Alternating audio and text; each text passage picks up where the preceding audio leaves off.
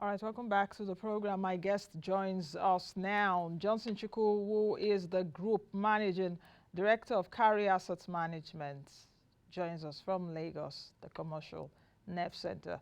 Good morning, Mr. Chukwu, and welcome to the program. Good morning, Chief Nancy. Thank you for having me. Good morning, Mr. Chukwu. You're always the one calling me chief. In fact, whenever you call me, I now remember, oh, I have a chieftaincy title. But like I always say, I will definitely own it with my full chest. So thank you very much for joining us. Let's get started. Can I see Mr. Chukwu? Is he there? Okay. Mr. Chukwu, are you there? Okay, you're there. Now, let's get started. Has the Central Bank of Nigeria, has it finally beaten the bullet?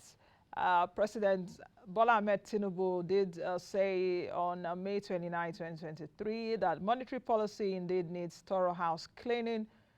Have we seen that the CBN has finally beaten the dreaded bullet?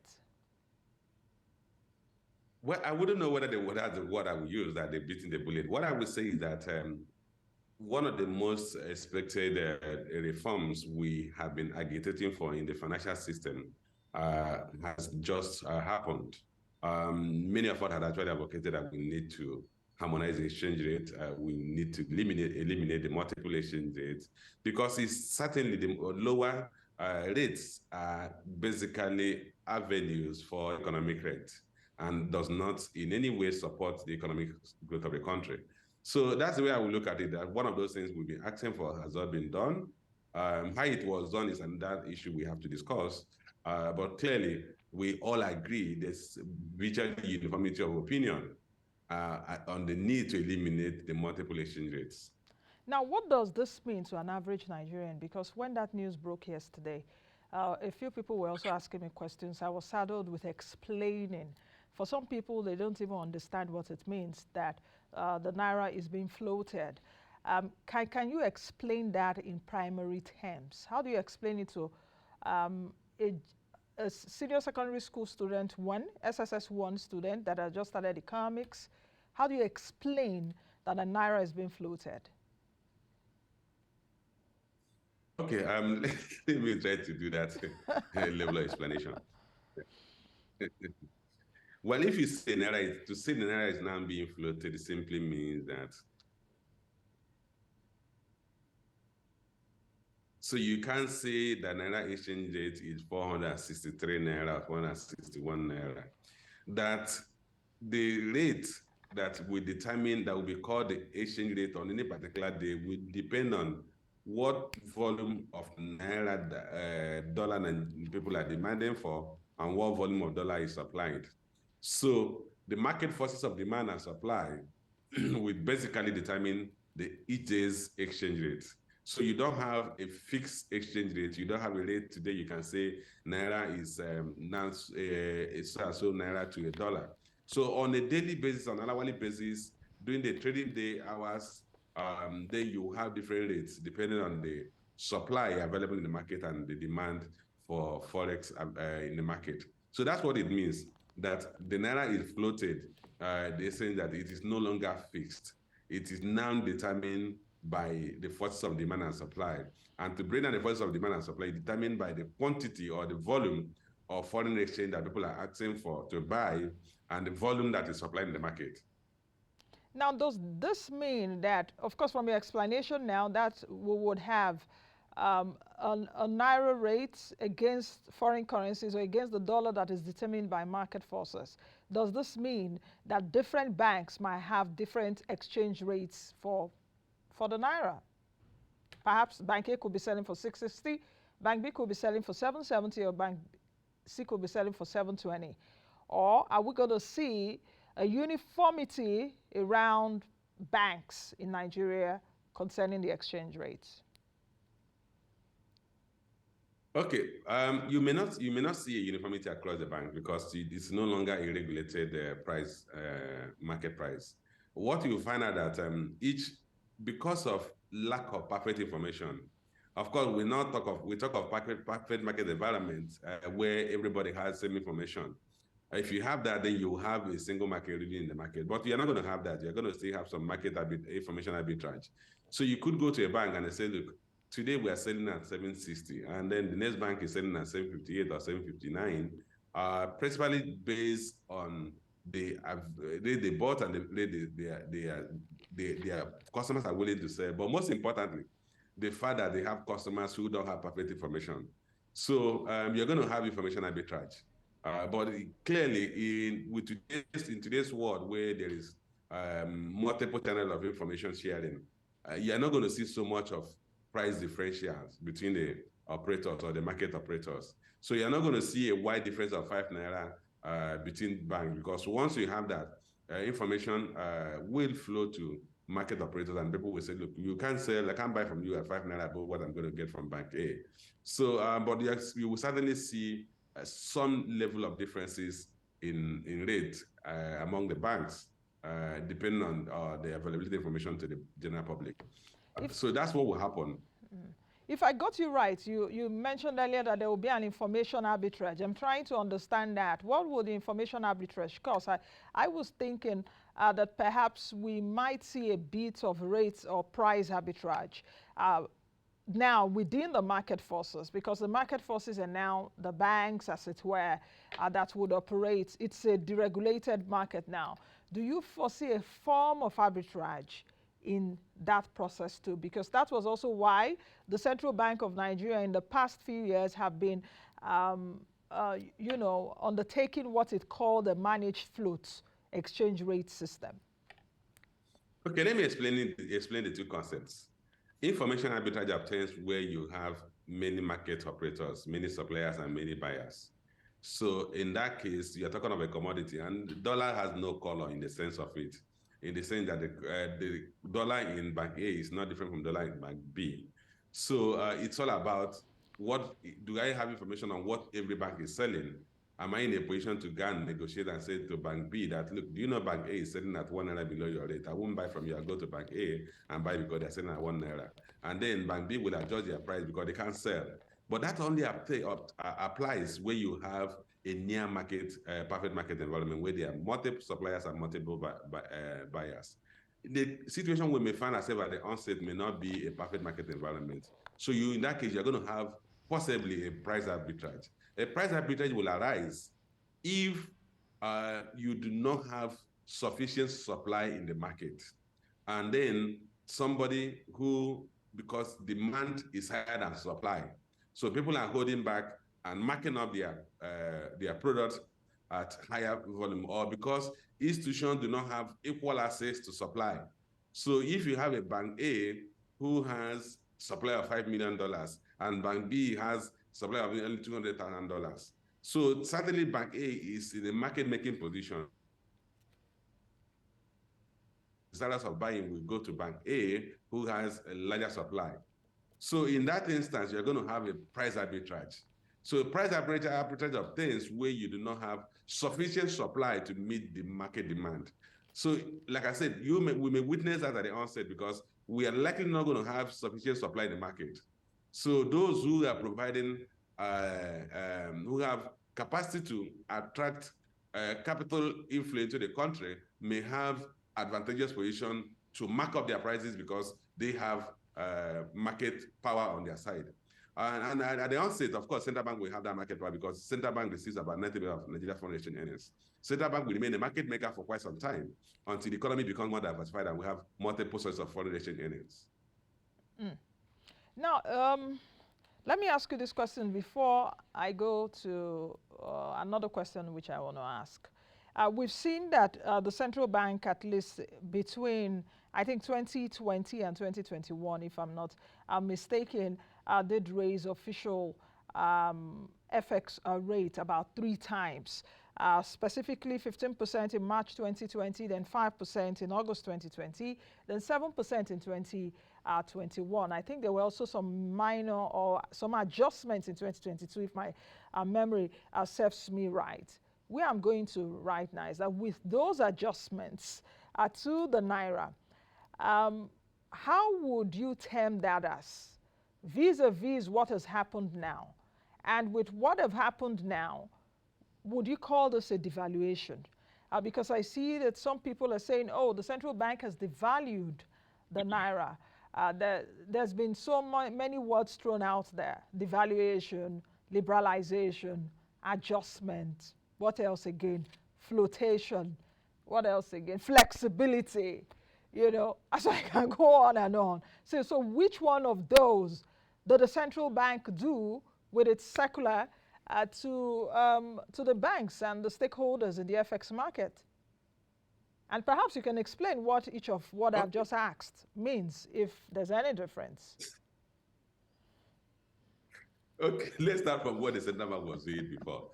You could actually call that staggered devaluation of the currency. Staggered devaluation. When the That's a central different one I'm hearing now. Yeah. Mr. Chukwu, Yeah. don't mind me, because the central bank, it seems that this show is becoming an economics class. I don't know for me or for you or for both of us, but just staggered devaluation, that's another one I've heard this morning. So go ahead, please. So what we're witnessing was staggered devaluation of the currency, where at intervals, the central bank, who was a market maker, will move the exchange rate to a new band of lower value for the local currency. And that could be done so that the impact of a one-off big bang devaluation that we saw will be moderated. So in that case, you have a continuous shift at a lower exchange rate. And then that shift will continue until a new equilibrium is achieved, where you attain a price level that can clear the market demand, or the supply can meet demand. So that's one aspect that the central bank was doing, which they could have also have continued to do, specifying the time limit to have this final adjustment. But what we have done, what we now witness is a flotation of the exchange rate, where market forces will now determine the exchange rate. What central bank basically did was they allowed the currency to float at a rate that mirrors the parallel market rate, which simply meant that any rate previously below the parallel market rate had some level of subsidy that was given to those who were enjoying those rates. So because most market operators, most business people who do not have so much of network or connection with the central bank or authorities, we are already trading foreign exchange at the parallel market rate. And this new rate that the central bank indicated as a band was more of mirroring that of the parallel market rate. So what we now witnessed, if you have to put it in economic terms, is that we have now have a flotation of the exchange rates. And that flotation, the central bank allowed the first rate to be a rate that mirrors the parallel market rate. It doesn't necessarily mean it has to stay at that point. I think the market closed about 664 so to a dollar, 664 naira to a dollar yesterday, which meant that what the market operators demanded was less than what the market supplied, major market operators supplied, and that's why we saw rate appreciate to about 664. All these things will depend, like I said, we're not the floating exchange rate. All this will depend on the capacity of the central bank as a market maker to continue to supply the market to meet market demands, as well as the potential or the capacity of the economy to attract capital flow in form of initially foreign portfolio investment and subsequently foreign direct investment. I heard you earlier when you said that what we saw yesterday was a Naira appreciation. Was that what I heard? So was it an appreciation in disguise? Because some people were actually also saying that the Naira has crashed, the Naira depreciated.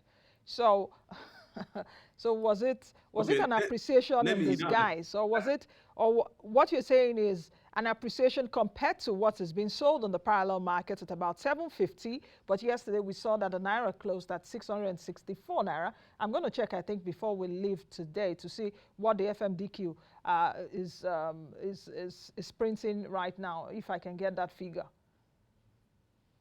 Okay, what I mean by appreciation is the market opened at a lower rate. If you recall, when the central bank came out with this circular, the market opened at 755, and which was the opening price.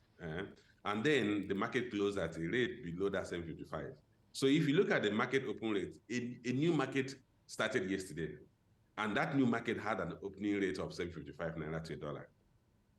So at the close of trading, the market now closed at about 664 Naira to a dollar. So what will you call that? You started at 755, and then you close at 764. So you clearly talk about appreciation, because you are no longer going to dimension this or benchmark this against the parallel, the investor and exporters window rate of 461, because that market was shut down at the beginning of yesterday. In the sense that, look, that rate was no longer a market rate. So what the central bank now did was open the market to all market operators and say, look, we remain a market maker. We're going to have your offer and bid rates, and each of market operator will have an offer and bid rate with a margin of 1 naira between the offer and bid rate. And the key thing about the offer and bid rate is, remember that when you make an offer and bid rate, it simply means that anybody who matches your offer or bid, you have to supply or buy from that person at the rate you have indicated.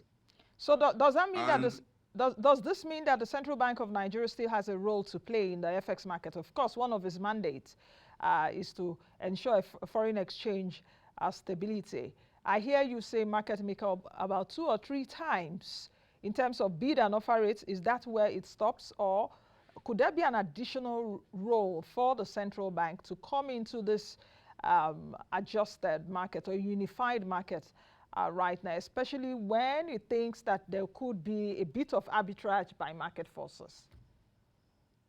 You know, not just the Nigerian central bank, every central bank everywhere in the world, that's why they call them a reserve bank, has a role to play in the exchange rate of that country's currency.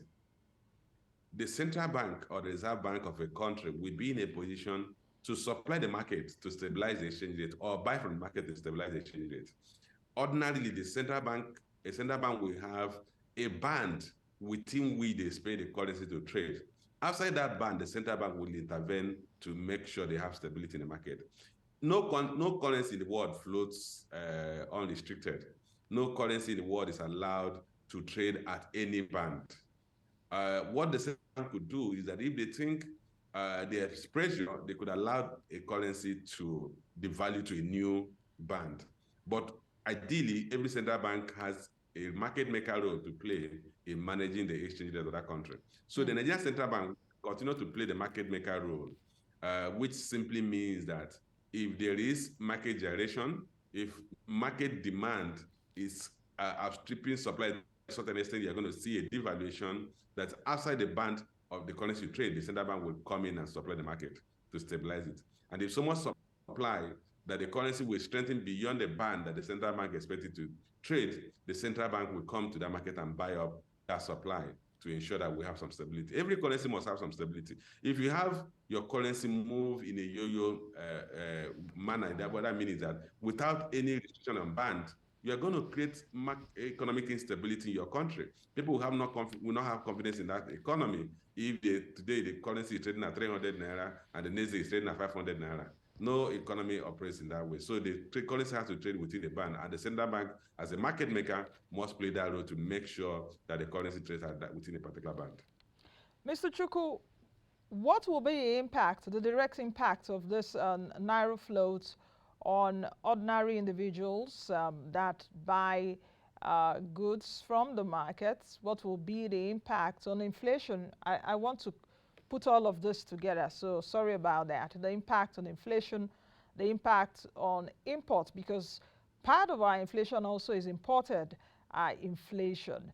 What will be the impact on exports? Vis-a-vis also that the Central Bank of Nigeria went ahead to also to halt the Naira for dollar scheme, and the RT 200 billion, the raise to $200 billion dollars policy it did put together. I think they've done 2 now. 2 summits now, if I'm not mistaken.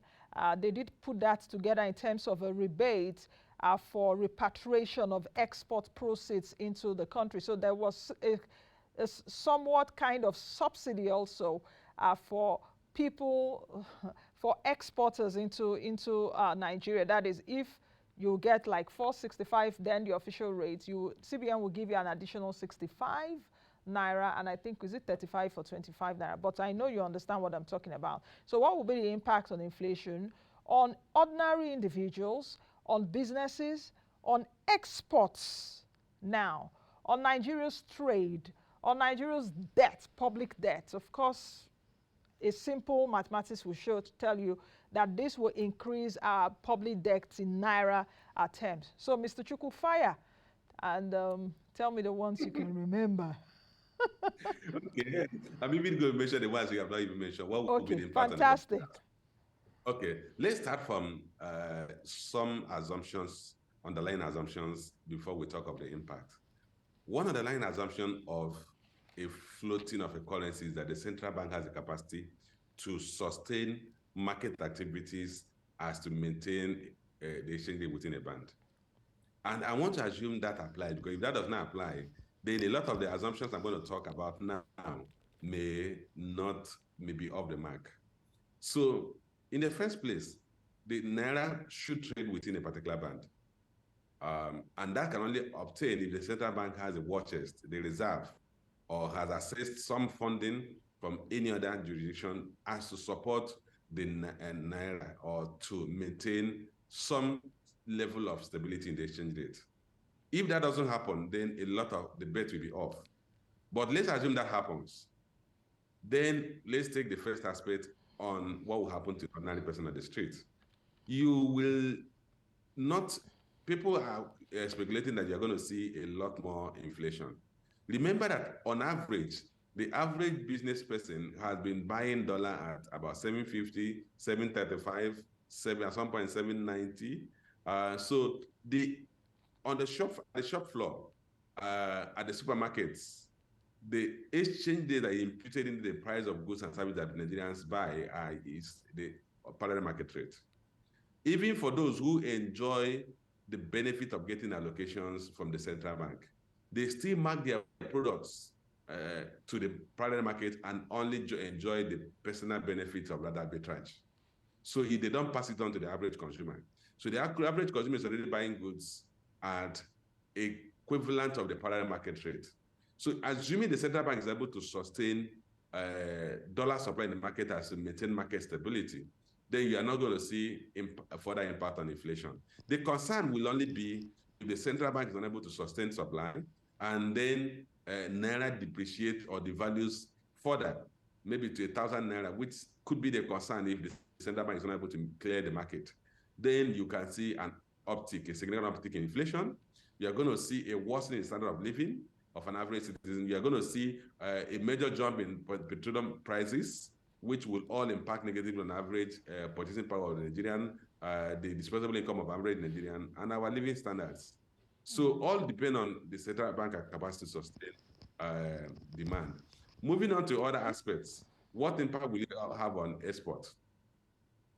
Unfortunately for us, if you look at our export commodities, it's largely between crude and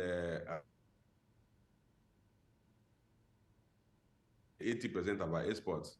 In fact, about 90% of our exports is between crude about 77%, and I think if you add liquefied natural gas about 13% or so, you are going to have about 90% of our exports coming from crude or gas. That is not likely going to change in the immediate future. The simple reason is this: we do not even have the productive capacity to refine to add value to have a beneficiation of a product we produce here. So it will take some time for us to build that capacity in terms of energy supply, in terms of quality of labor, in terms of cost of production, so that we can begin to export value-added products. That will take some time. So in terms of export, you are not going to see a material shift in your export earnings. It will still be largely fossil fuel-oriented export earnings. Then the other aspects, I've talked about inflation. Now let me talk about the impact of the government. The government at the three tiers of government will now get earnings or federation allocation higher than what they used to earn. On average, if you look at the past 1 year federation allocation to the three tiers of government, they were in about 815 billion every year on average. That will increase because the conversion rate for foreign exchange earnings from our crude oil exports was about 460 Naira, or even a lower rate based on what the government used as budget benchmark. Although they always adjust for exchange rate differential, which was basically to adjust about 460 Naira to $1. So now the conversion of foreign exchange earnings from crude oil sales will now be about 775 Naira, or whatever is the previous day's closing balance, and which is what the circular said. So you're going to see a lot more earnings going to state government, which means that the 3 tiers of government should have capacity to meet their social needs of the society. They should be in better position to pay higher wages. They should be in better position to invest in social and infrastructural development projects. And I think that we as citizens must hold the governments at the 3 tiers of level, at the 3 levels accountable, because they're going to have significant increase in their earnings. Apart from that, the savings from subsidy. Remember, I mentioned that earnings at distribution was about 815 billion. Federal government was spending, on average, about 6.5 trillion naira as subsidy. That has to be plowed back. So even if you take that 6.5 trillion and you take it at about 500 billion was spent on subsidy on a monthly basis, if you add back to about 815 billion, you are talking about 1.3 trillion. And then you now have to add the effect of the exchange rate devaluation. So at the 3 tiers of government, we should have more resources for government to build infrastructure, for government to pay for quality education, for quality healthcare, and what have you. So ordinarily, the government's impact of government should have a salutary effect on the welfare of the citizens if the governments are responsible. So should I take it in a way that perhaps citizens will begin to get the feeling of these policies perhaps in the medium to long term, not in the short term? That is one. Then the second question also is that some time ago, I think it was in May, that banks sent a note out to its customers that are seeking PTA, BTA from a request that anyone that wants dollars from that's from any of the banks, would need to provide a tax clearance. I'm sure you would have known about that. What's the implication of this too? Because what the government is also trying to do, at least with my own knowledge now, is that everybody will go seeking for tax clearance. So you've got to pay your taxes before you get a tax clearance, Mr. Chukwu. Then number 3, what will be the impact on budget deficit? Okay, let's start from the first aspect of your question.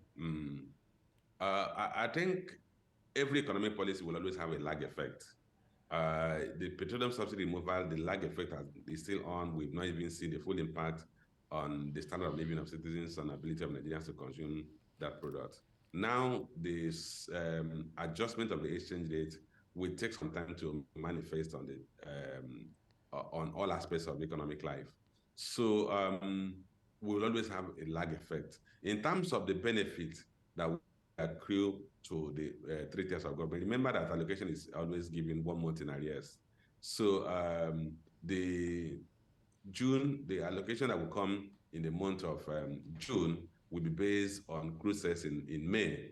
So the crude sales in June will now be the basis for allocation in July. So at the minimum, you are going to see 1 month lag on the impact on government revenue. So that's that. Then if you talk of the issue of tax, in other countries in America, they tell you that there are only 2 things that are certain: tax and debt. In the country, we just have a few of us. You and I are exceptions. So those who pay our taxes as accurately as our income. So a lot of people do not pay their taxes. And the fact is that if you have to go to any government agency anywhere in the world, you must show that you are a citizen or you have a legal residential status. And if you do that, you must show evidence that you pay your taxes. In UK, for instance, even if you are doing a holiday job, like the allowances we pay youth corp, they still deduct tax from it. Whatever you get as income, you will pay tax on it, unless you're a senior citizen and you're exempted from taxes. But the reality is that asking people who are seeking for any form of interface with the bank to pay tax is a norm elsewhere in the world. I don't think that should be a problem. Those they were asking to go and bring their tax clearance before they get BT and PTA. One of the things we need to know is that now that the currency has been floated, are you still going to restrict people to a 1,000 Naira or 2,000 Naira personal travel allowance? I mean, $2,000 personal travel allowance? Or would you allow people to buy PT of up to $4,000 as we used to have? Okay. Because if you have that, your money, so why can't you buy PTA that you can pay for your hotel accommodation and pay for your feeding when you travel out of the country? Okay, Mr. Chukwu, we have 5 minutes, and let me roll all of this in because it seems I have a lot more to ask, but the time is just fast spent. Now, you talked about, okay, let me take it from the bottom. We're talking about the flotation of this market now. Where will the supply really come from? Will the banks have a supply of these dollars or FX to give to his customers? Then number two, the challenge around Emirates Airlines, I guess that's what it's called, in terms of its money is being stuck in Nigeria. It can't send dollars back to where it's from. How do you think that can be addressed, or does this now with time sufficiently solve that problem? Number three, the World Bank and the IMF, they have consistently for the past few years have been calling for an improved FX management policy and a transparent FX management policy. Do you think that where the IMF and the World Bank is right now, they will be smiling that Nigeria has finally done it, removed petrol subsidy and unification of the exchange rate? That is three. Then the fourth one is what you said at the beginning, which I think I would like you to explain further. I'm disagreeing with you on that a bit in terms of what you call staggered devaluation that we've seen from the central bank in the past few years. Why did you call it staggered devaluation? Because devaluation is a deliberate downward adjustment of a currency against another currency, which is now Naira against the dollar, perhaps to boost exports, to reduce budget deficit and what have you. So, and of course, that example can be seen from China of many years ago when, I think it still does it. Anytime he wants to just devalue his currency to boost exports. So, Mr. Chukwu, fire. God help you. Where are the bullets?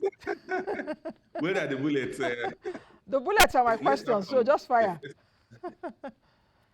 The first aspect of your question, where will central bank, where will the bank get the supply from? You know, I had mentioned that the caveat I had mentioned that caveat is that the central bank must have capacity to meet demand. And as it stands today, I also mentioned that the structure of Nigeria's export will not materially change in the next couple of years until we build the capacity to begin to produce goods and services. So what that means is that foreign exchange earnings will largely I understand. You are wasting my time. I'm not hearing. Foreign exchange earnings will largely still be from the central bank, from export of crude oil and the export of gas. So in that case, that is actually the greatest concern about the policy that was announcement that was made yesterday. That does the central bank have the capacity today to intervene in the market and ensure you maintain market stability? If we do not have that, I had also said that all the bets will be off because you're going to see a sharp decline in your exchange rate. You're going to see uptick in inflation. You're going to see prices of refined petroleum products go up, and this could lead to some social issues in the country. So you're not going to see a material change in the supply in the next couple of months and the next few years. Then that takes us to the issue around the demand by Emirates and other airlines for them to repatriate their ticket sales. One of the things that I had to emphasize the need for central bank to have capacity to intervene in the market is because those people who has monies were held up in central bank that have been bidding to have their money repatriated, we now need to quickly approach the central bank because they will lock in their losses. For instance, somebody had a 460 million Naira, he was supposed to get $1 million. Today, that amount will give the person about $600,000. And the person will now need to access FX from the central bank or from the financial system, from the market to repatriate. That demand needs to be met. So all areas of demand that have been seeking from the CBN window to meet their repatriation must be met. If we don't do that, it will create panic. That panic will spill over into the market in form of higher demand. And that higher demand will trip the exchange rate to a lower rate. So that has to be done, which is why it is critical that central bank has a muscle to meet the demand. Then on the issue of staggered devaluation, when a central bank, that when a currency is managed the way Nigerian currency was managed, and then you have a shift at regular intervals at a lower exchange rate, it then means it's a design, what you call staggered devaluation, because you are devaluing your currency at intervals. It's not like what we have now, where they said the market is going to be floating, and then Okay. market forces will determine. Okay, Mr. Chukwu, I think we'll leave it at that because time is time is fast spent. We'll continue this conversation on another day. Of course, let's see how the impact will be, but many thanks for joining me this morning. I hope today was not more of an economics class for you. I know you've been to Harvard, so this is just a small fry. So thank you. Thank you for joining me today. All right, I've been speaking with Johnson Chukwu, who is the Group Managing Director at Cowry Asset Management. We've been talking about the floating of the Naira, the unification of the foreign exchange market. I'll see you all again tomorrow. Be the best you can be and be the change that you want to see. I am Nancy Najibai now.